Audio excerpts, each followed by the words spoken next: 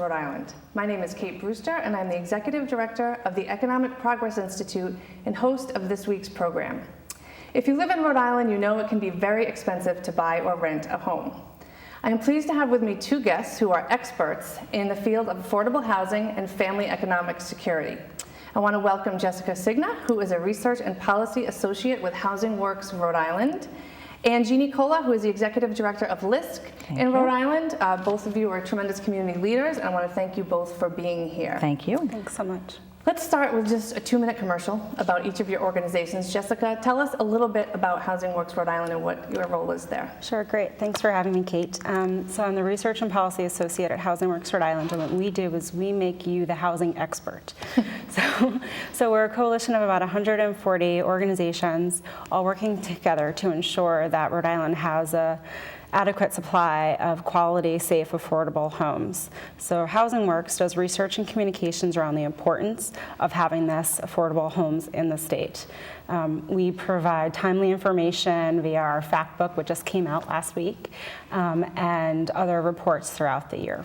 Well, and you guys do a great job. We're very much looking forward to talking more about your fact book that was released last Friday. Jeanne, tell us about LISC. You guys do so much. We do a lot. So LISC is a national organization with a very local focus. We have an office here in Rhode Island that is a statewide office. And we are the folks that collect resources and then deploy them into the neighborhoods through several different programs. So we have our financial opportunity centers, which we'll talk about a little bit later on. We have our neighborhood development fund that builds capacities within our nonprofit organizations. We provide loans. We're a lender. We also run the Rhode Island Child Care Facilities Fund. We do AmeriCorps. So we have a broad range of programs that we deploy to really help with Rhode Island struggling neighborhoods. So revitalizing communities. It's really, when I look at what you all do, it's a tremendous amount of work. Yeah, LISC has been in Rhode Island since 1991. Wow. We have raised about $25 million locally over that 20-some year period. We've invested about 280-ish million, which has leveraged 992 million. We're closing in on $1 billion worth of investment. Wow. So it is, we are a tremendous vehicle for folks to really utilize in the community. Well, we'll talk more about some of the specifics in a little bit. Jessica, just last week, HousingWorks released its annual fact book. Yeah. So what kind of information can people find in this great resource? Great. So this is our 9th annual fact book, actually. So I can't believe it's been 9 years. No. Long time coming. So what we do is we look at housing affordability for each community in the state. So we look at what it costs to rent or to buy a home in each community, and we look at the income required to have those houses be affordable for people in the communities.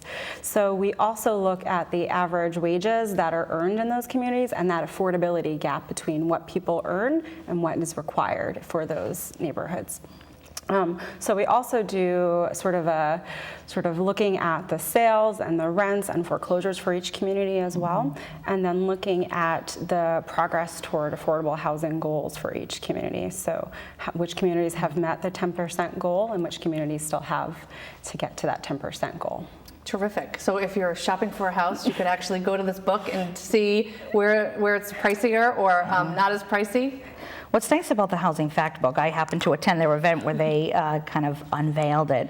And what's great about the Fact Book is it really shows the affordability within each community and what the average home sale is and how many housing units there are and what the affordability is. And that's, it's really important when you're trying to determine policy. Right. And you're trying to determine as an individual where you want to live. Right. So it's a great resource, and I would encourage everybody to pull it off from the website. It's a great resource. Great. So I know one of the things that you focused on this year was this cost burden, housing cost burden. So who is cost burdened, and how bad of a problem is that here in Rhode Island? Sure. So what we realize that we as HousingWorks have often talked about cost burden, and we never really defined that for our audience. So we thought it was really take this opportunity to define that.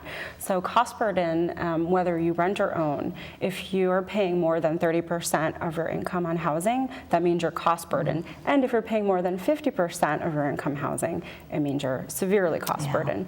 So what we have found that So about a half of all renters in Rhode Island are cost burdened, meaning they pay more than 30% of their income. And we find 35% of owners are cost burdened. Wow. So right there, we know we're starting with the problem of many, many Rhode Island households paying more than 30% of their income on housing. When we look at severely cost burdened, we see that a quarter of all renters are cost burdened and 15% of homeowners are cost burdened. So we've decided this year to focus on renter cost burdens. And when we looked at that half of the population of renters who were cost burdened, we found that nearly all of them, about 70,000 households, are earning $38,000 or $200 or less a year. So these are our lowest wage workers. These are our lowest income families. We know that when people are cost burdened, they're going to be spending less on other necessary items out in their communities.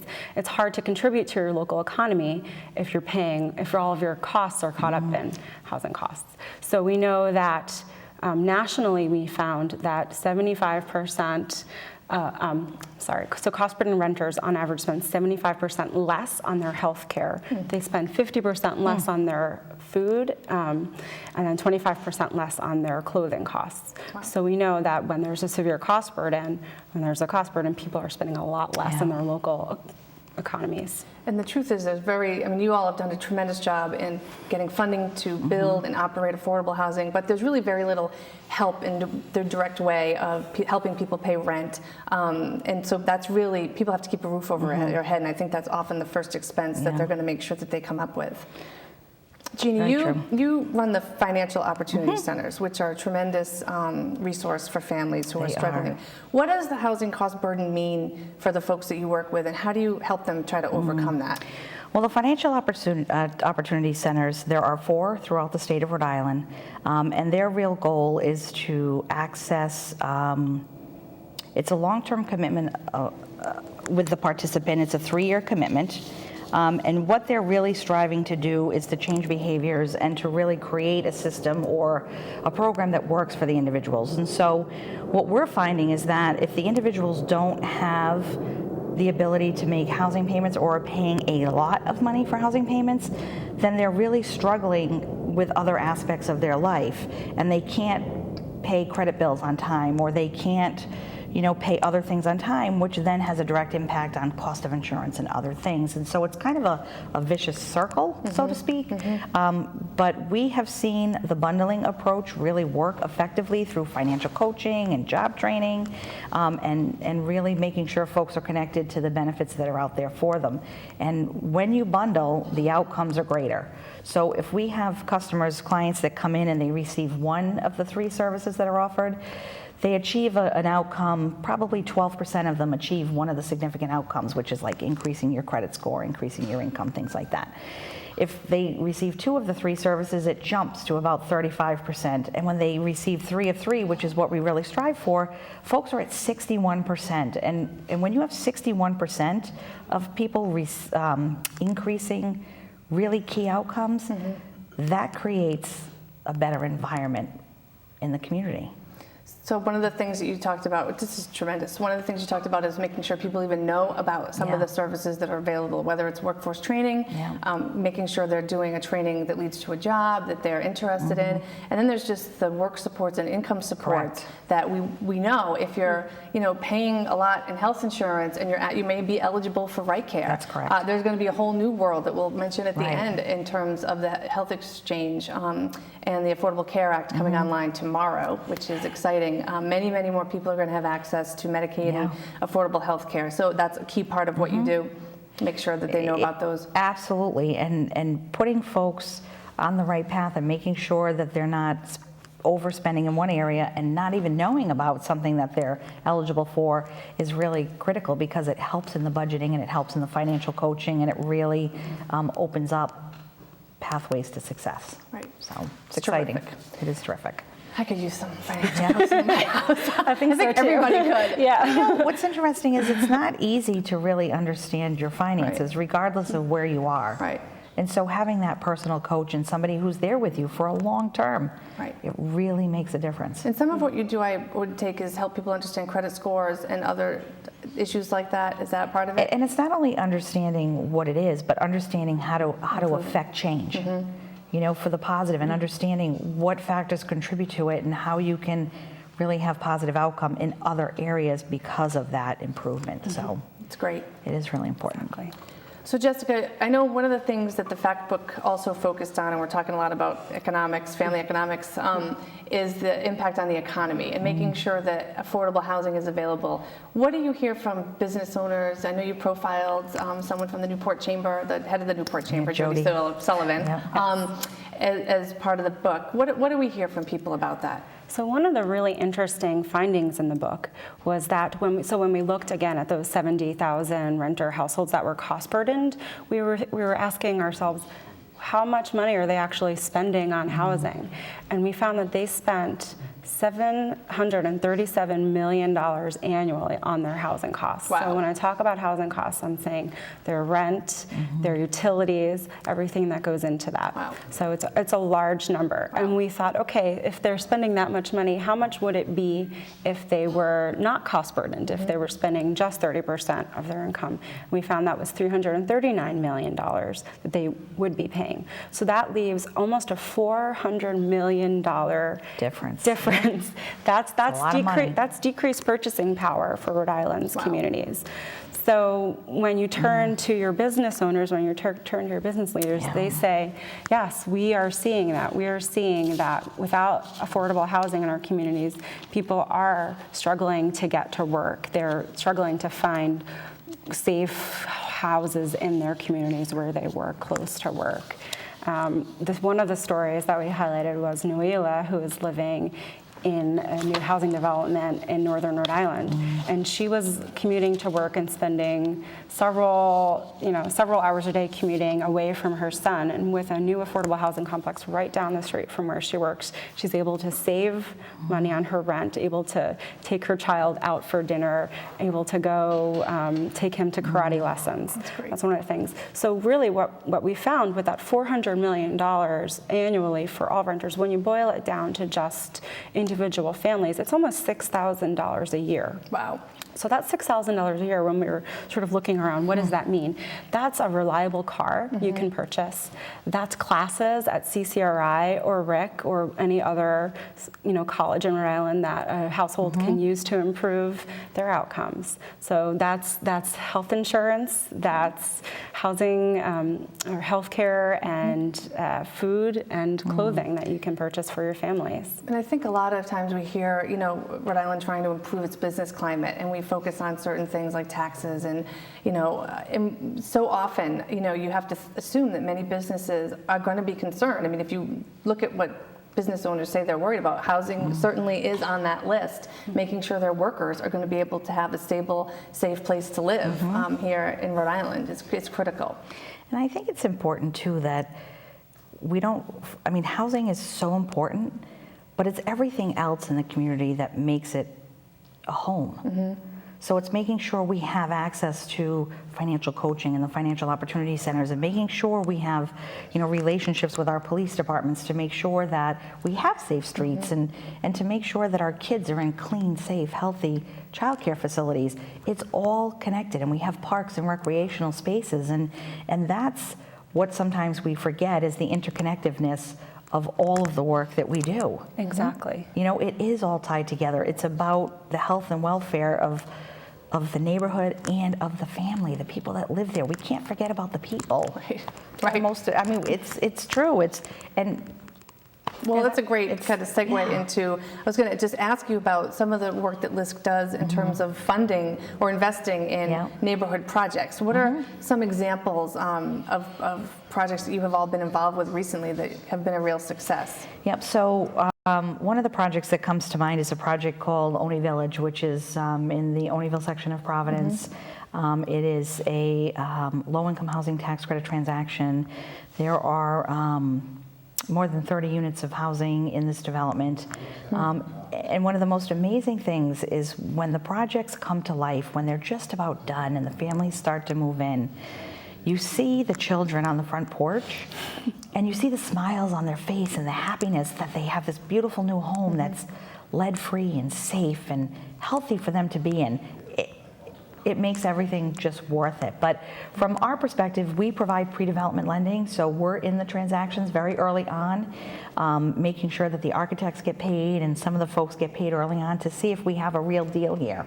Once we have a real deal, we're able to move in and help folks with pre-development lending and even some construction lending. We work in partnership with many other funders and partners. You know, there are about anywhere from 15 to 20 funding sources in every affordable housing transaction. Wow. But the other thing that we bring not only is the housing to the community, but we recently invested $15,000 through our Child Care Facilities Fund into a project to revamp Joslyn Park. And this park is going to be the cornerstone in the Unionville neighborhood behind the debate school, and it's going to allow for children to have safe, healthy places to play. And it's really exciting to see those things, those leverages start to happen. It's terrific. And I just want to touch on the child care development, the Child Care Facilities Thank Fund. you. Yeah. Can you just talk a little bit about that and the importance of that Sure. over the past several years?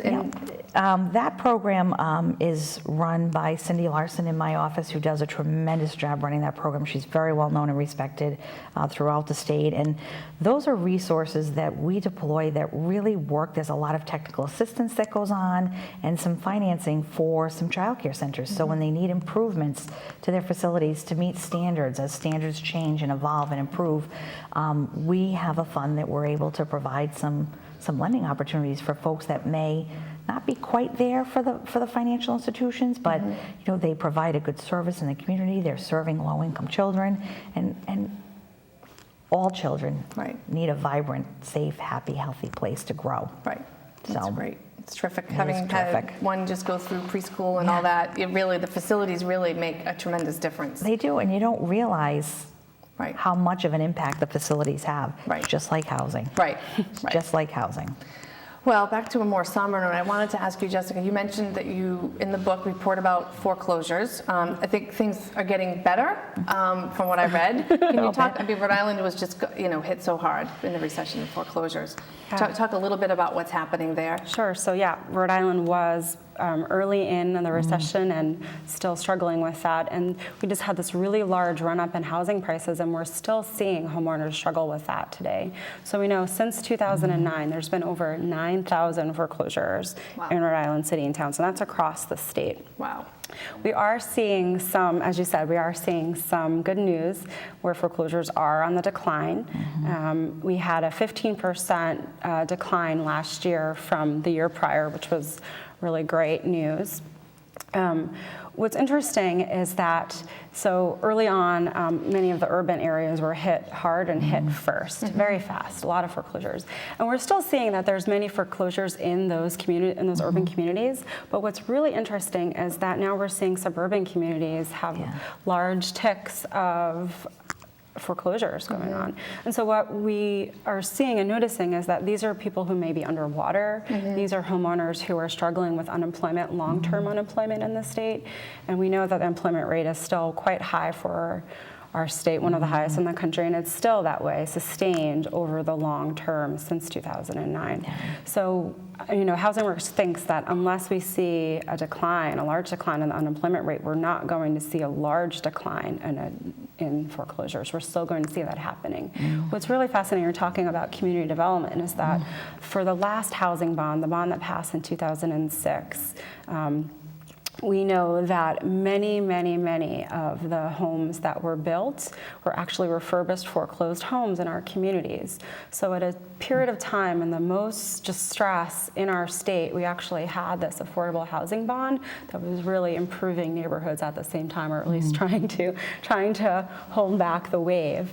So we know that 60% actually of those credits were used to refurbish homes in the communities and refurbish foreclosed properties into affordable housing for many, many of our communities. So. Wow.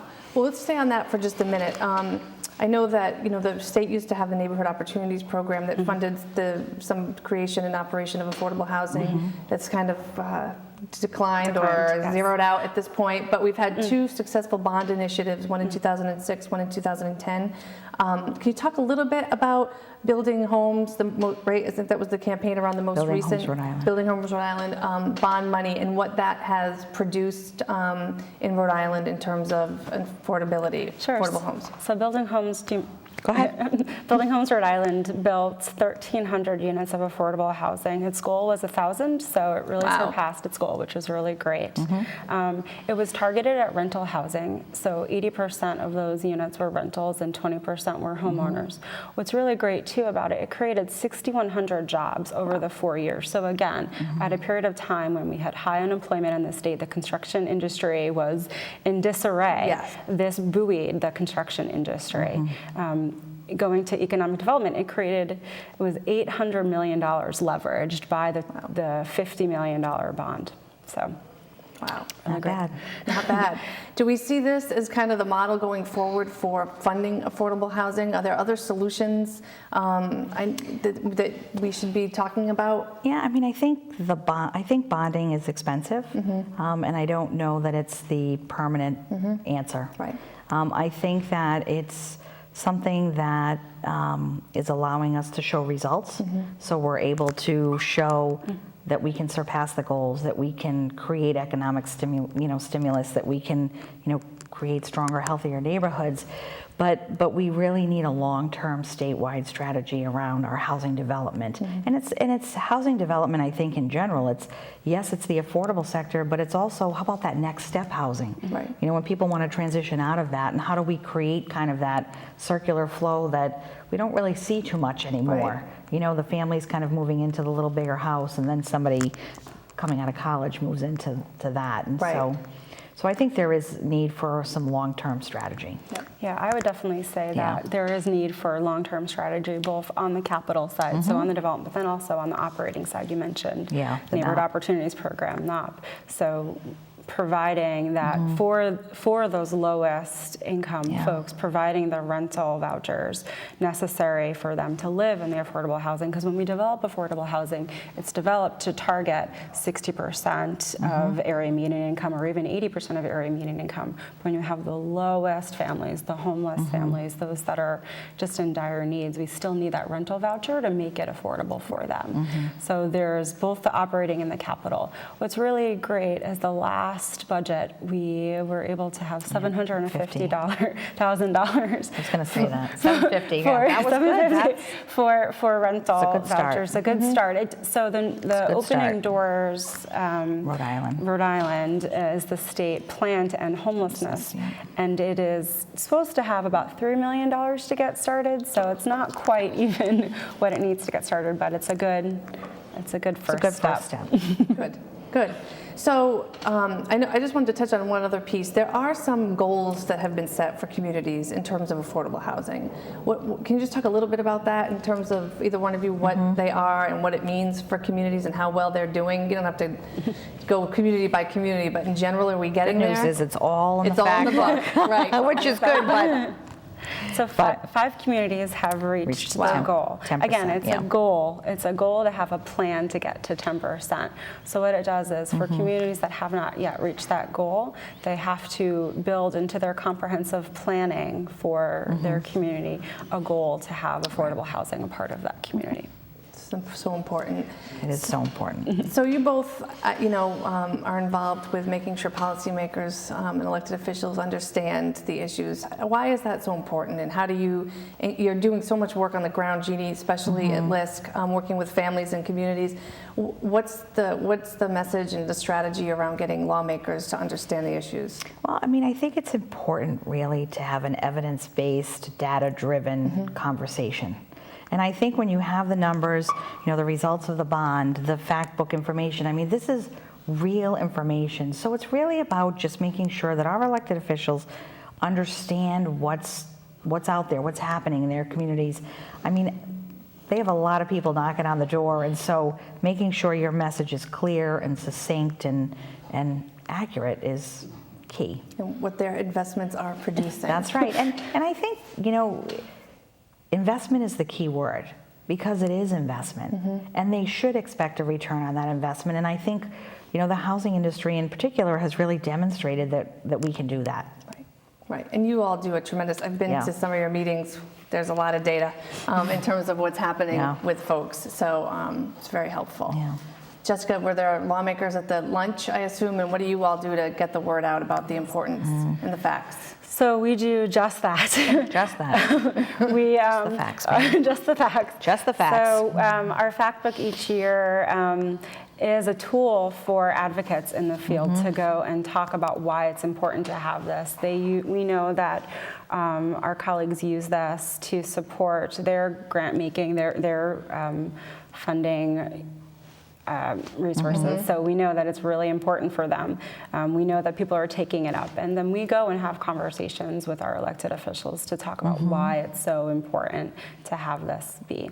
So I am constantly talking on the phone and emailing and just chatting with folks about why it's so. And I bet every elected official gets one of these books. Yes, we have a large mass mailing, 500 out the door to all, you know, from the top to the bottom, elected officials across the state. Yeah. And I will say, honestly, in my past job, I've been in this current job a couple of years now, but in my past job, I did refer to the Housing Fact Book to gain information, to understand myself, what did the environment look like?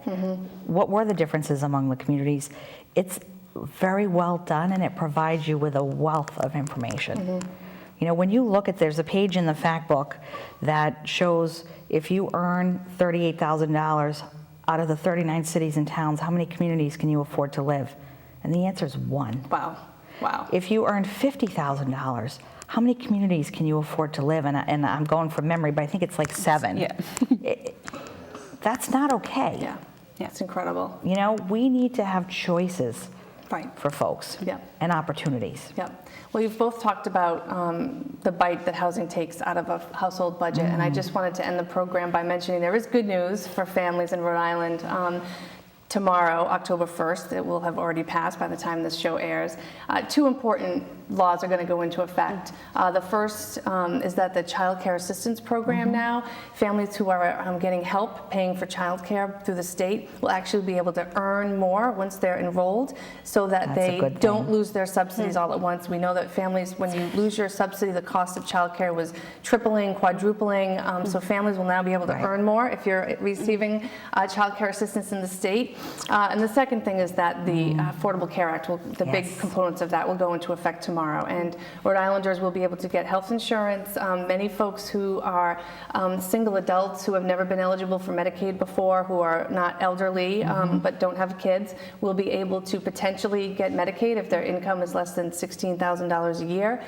Families who don't have access to health care through work, who can earn up to $90,000 a year. If you're a family of 4, may get help with through tax credits paying for health care. So big changes are on the way. If you're not insured or need affordable insurance, please visit healthsourceri.com, the state's new health insurance market place. You can also go to a Navigator organization, go to the call center or call the call center, but be sure to keep an eye out for that if, again, you aren't insured. So I want to thank both Jeanne and Jessica so much for being here. You both do such great work in the community for Rhode Islanders, and I just want to thank you again. Thanks so much. And we'll see you next time.